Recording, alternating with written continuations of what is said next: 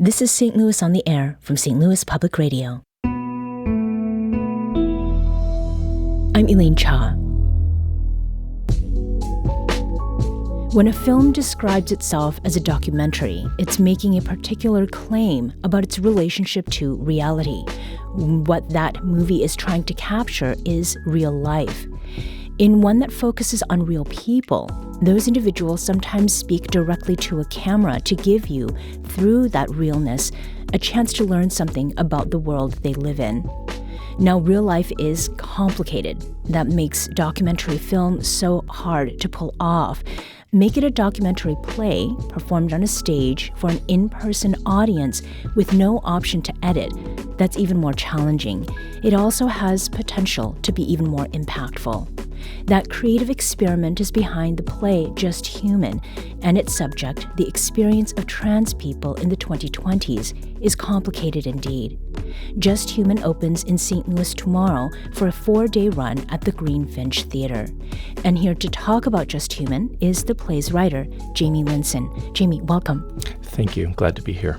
And also here with us is Jordan Braxton. She's one of the performers in Just Human. Jordan, welcome back to the show. Well, thank you for inviting me. So, Jamie, I'd like to start with you and the origins of this play.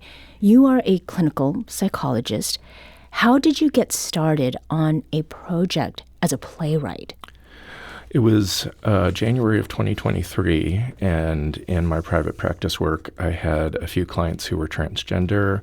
I had one client who was the parent of a transgender daughter, and it was around that time that a lot of anti-trans legislation was coming out of Jefferson City, was being proposed, and I heard about that myself, and I saw the impact of it through the eyes of my clients, and realized I was struck by how understandably afraid they were and concerned about how this might affect their lives. Mm-hmm. And so that was really what prompted me to want to try to do something supportive. And had you written a play before? To a lesser extent. When I was working at UMSL as an outreach coordinator at the counseling center, I wrote a play that was based on the experiences of African American students dealing with societal pressures and the impact that can have on mood. That was only about 10 pages. It was a much smaller scale project compared to this. Mm-hmm. This project, it did involve gathering interviews. How did you go about doing that? That was one of the challenging parts of it early on, was finding people who would agree to sit down and interview me, which is understandable during a time where there's a lot of oppression, a lot of threats, and tragically violence against the transgender community.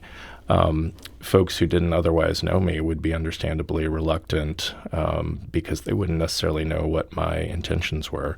I was helped a lot in that area by some contacts I'd had with my ally work for the LGBTQ plus community and also with the theater community.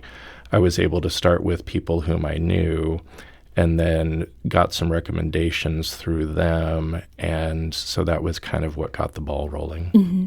And to make it clear, none of the interviewees were your clients, right? Correct, yeah. I wanted to make very sure that there was a distinction there, that my only relationship with my clients was as their counselor and not any involvement in this production. Mm-hmm. Jordan, you are in this play, and you are the only one who's playing yourself.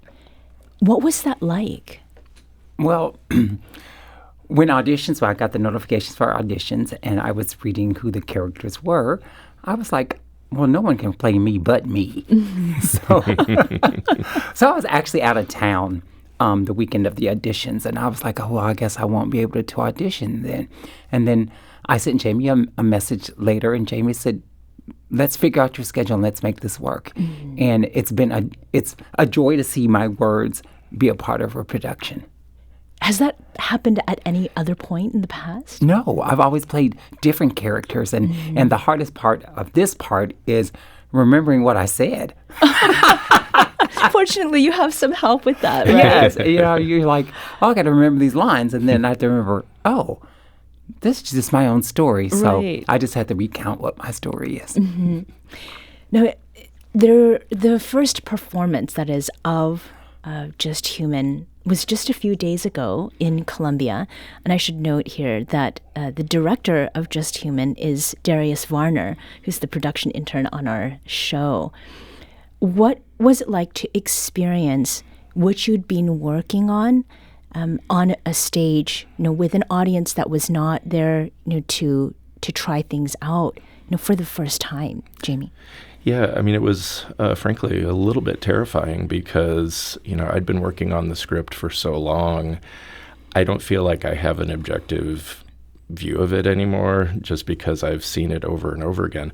So I didn't really know what the impact would be. I'd gotten some positive feedback from folks I'd shared it with, and also we had honed it during read-throughs to a point where I thought it was in the best shape it could be in. But that was a little frightening, not knowing how the audience is going to respond to it. And so I'm up there in the light and sound booth waiting to hear, and it was wonderful that we got such a positive response. Mm-hmm. Jordan, you are no stranger to being on stage. Was there something about doing this particular play in Colombia that might have felt different if you had done that first, staging in St. Louis?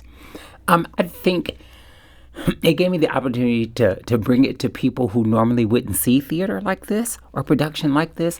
It also gave us a chance to educate people that are not in our metropolitan cities, so to speak. Not saying Columbia isn't one, but as the farther you get away from Kansas City and St. Louis, ideas and beliefs and thoughts are different.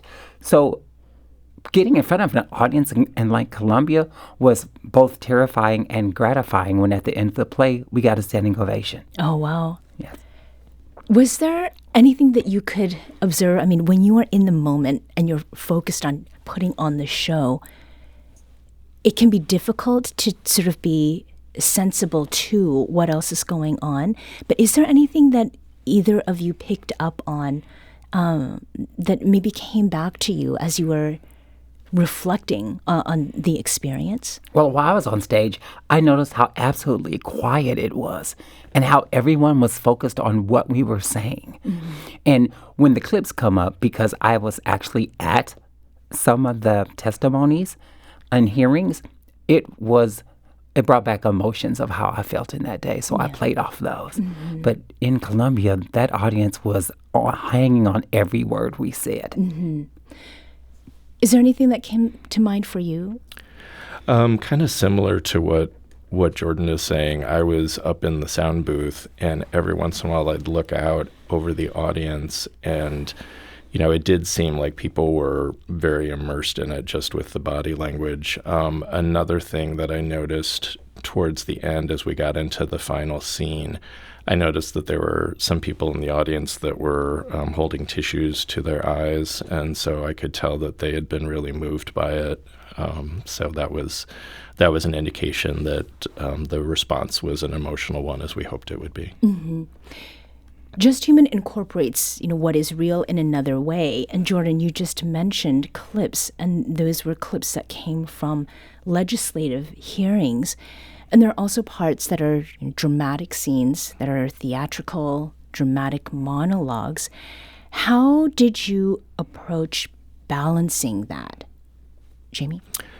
That was one of the tricky balances for me as I refined the script. Was the words in the script, the monologues, are from the folks I interviewed who were so courageous in talking to me, so eloquent in sharing their stories and their experiences, that I wanted the stories to really be the highlight. But at the same time, it is a piece of theater, and I wanted it to be more than just a series of monologues. And in that regard, I really want to tip of the cap to Darius Varner, our director. Darius was very instrumental in guiding the process of shaping it into something that was more than just monologues, but had a narrative flow to it and had some dynamic back and forth in the group scenes. Mm-hmm. And imagine it also adds dimensions of context. Jordan, you talked about how it felt to hear those audio clips from those sessions. Was there something that you needed to do to like stay in the moment of what was going on and not be transported back too much? Well, the first time that I saw the clips, I had to ask for a moment. I had to have a break because I lived that experience, but all those emotions came rushing back at that time. And to actually hear legislators not understand what intersex is and what transgender is, to hear that again was very upsetting and very triggering. Mm-hmm. So, and Jamie and Darius were very kind enough to let me have those moments where I gathered myself. But as the play progressed, I take those emotions that I had back then and bring them forward to now and put it into that scene. Mm-hmm. We're talking about the upcoming play, Just Human, Transgender Lives in the 2020s. It is a documentary play based on dozens of real-life interviews. The play opens in St. Louis tomorrow, and we're here talking with its writer, Jamie Linson, and one of its actors, Jordan Braxton. Just Human has a running theme, and that is that even though trans people may find themselves in a place where they feel they don't have power, that they can't challenge policies that are affecting their lives, there's also power in telling their own story. Is that something that you took away as well, and maybe in a way that you had not before, Jordan? Well, I've always been telling my story. Because I work with the promo, I work with Environment Health, I do advocacy work, and I believe in narrative advocacy. Like sometimes legislators, they won't listen or just totally dismiss scientific fact. But if you have someone there with lived experience telling you this is what this policy does for them, how it's life-saving, and hopefully you'll tug on some heartstring that'll see it's not just a dollar figure on a balance sheet or a law, it is an actual human being that you're affecting. Mm-hmm. Jamie, in your work with trans clients in particular, what have you found is the power in people telling their own story? I think a lot of it is, I think it starts with people having a sense of safety, of having a safe space in which to tell their stories. And part of my job as a counselor with all of my clients is to, from the very first session, try to create that safe space and let folks know that they're not going to be judged, that they're going to be supported, that they're going to be listened to attentively and respectfully. So I think that's really an essential component of it. One of the things that's been really gratifying for me is the actors, many of whom are transgender, all of whom are transgender, playing the transgender characters, have talked about what a difference it makes for them to be in rehearsals and in a context where they know that they're going to be treated respectfully in sharing. Obviously, they're sharing the stories of other people, except for Jordan, who's sharing her own stories, but also feeling free and safe to kind of be who they are in terms of their gender identities and everything else that makes them who they are. Mm-hmm. Jordan, what is the power in volume of stories? How many are told and how loudly they're told? Well, the thing that comes out of all these stories is that we're human beings. Trans people are human beings. And we want the same thing out of life that everyone else has, and we should be granted those things out of life. I mean, we're all still protected under the Constitution of the United States. And sometimes when I speak, I have to remind people of that. Mm-hmm. It's that we're not asking for special rights. We're just asking for our rights that we should have. And so as you tell all these stories and you hear all these different stories, you realize, oh, trans people are just like me. We're not unicorns. We're not demons. We're not out here to indoctrinate your kids. We're just out here living as people. Mm-hmm.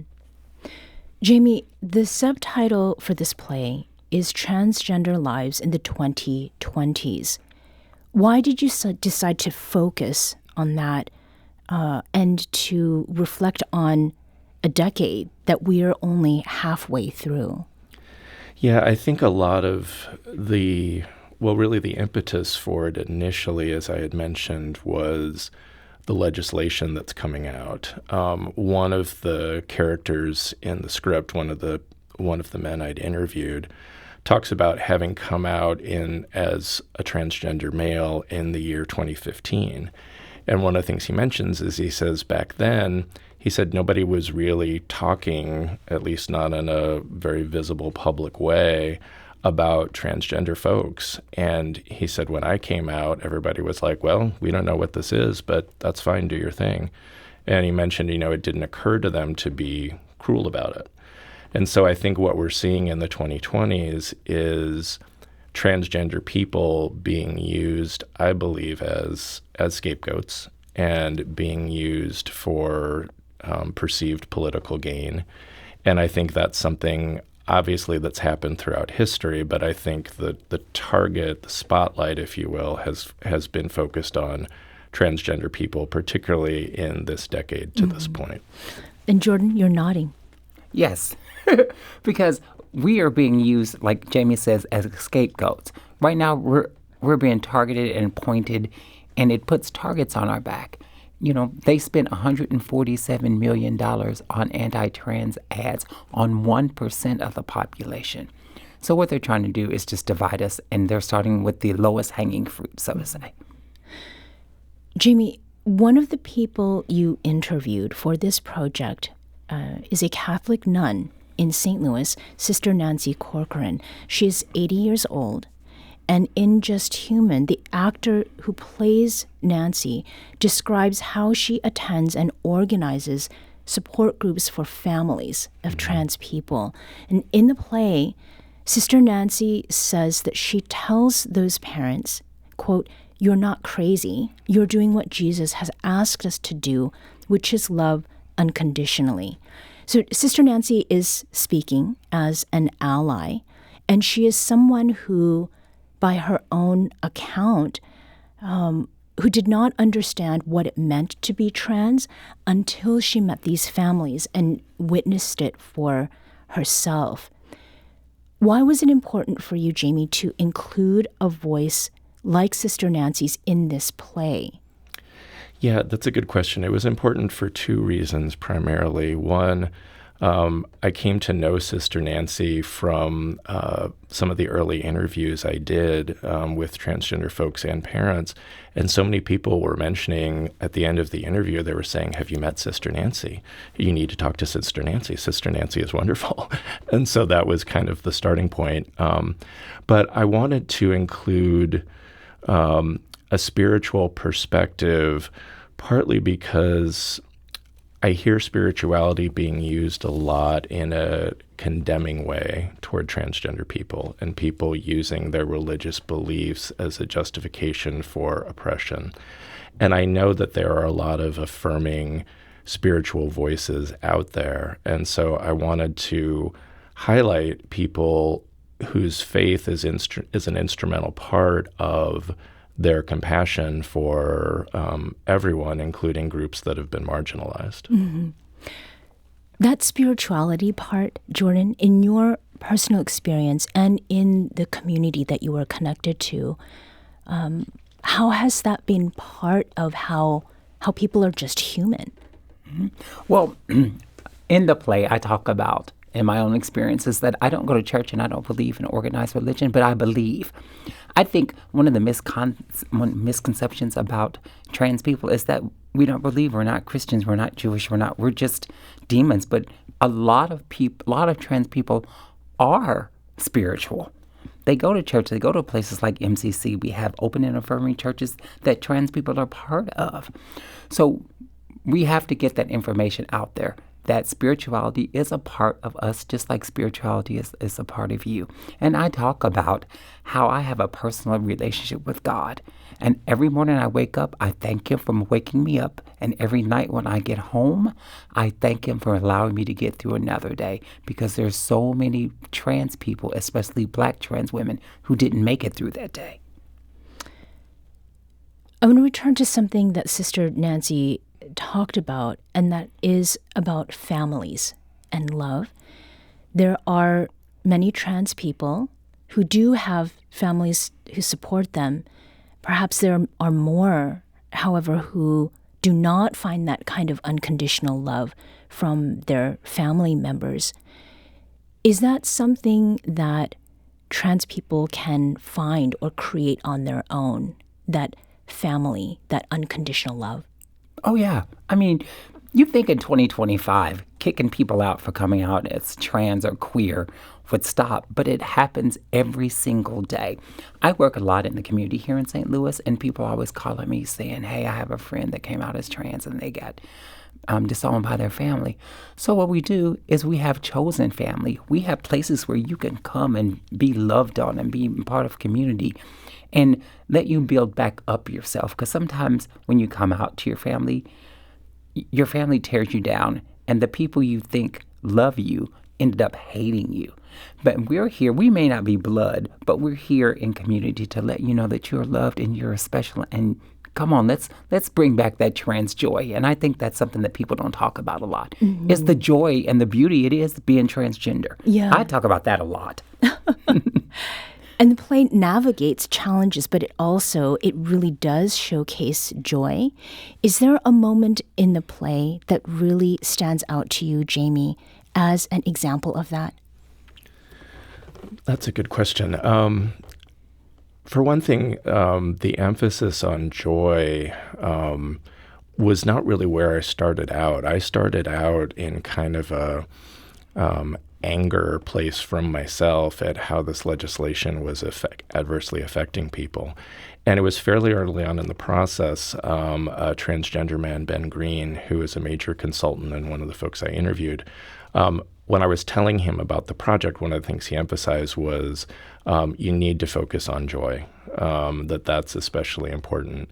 And I think one of my favorite moments in the play is one of the transgender women talks about going to a yoga class, and she gets to wear this pink yoga outfit, and it's so affirming, and she loves to go and be herself that way. Mm-hmm. Jamie Linson is the playwright of Just Human, Transgender Lives in the 2020s, and Jordan Braxton performs in Just Human as herself. The play opens tomorrow at the Greenfinch Theater. Jordan and Jamie, thank you so much for talking with us today, and good luck. Thank you.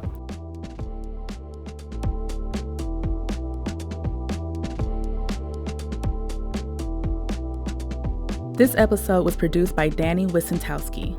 Audio engineering and podcast design by Aaron Dorr. Our executive producer is Alex Hoyer. St. Louis on the Air is a production of St. Louis Public Radio. Understanding starts here. Do you find yourself regularly listening to episodes of St. Louis on the Air? Suggest us to a friend you think might enjoy our conversations, and leave us a review and rating on Apple Podcasts on the App Store. It's the simplest way to help people discover our show. Thank you. St. Louis Public Radio is a member-supported service of the University of Missouri St. Louis.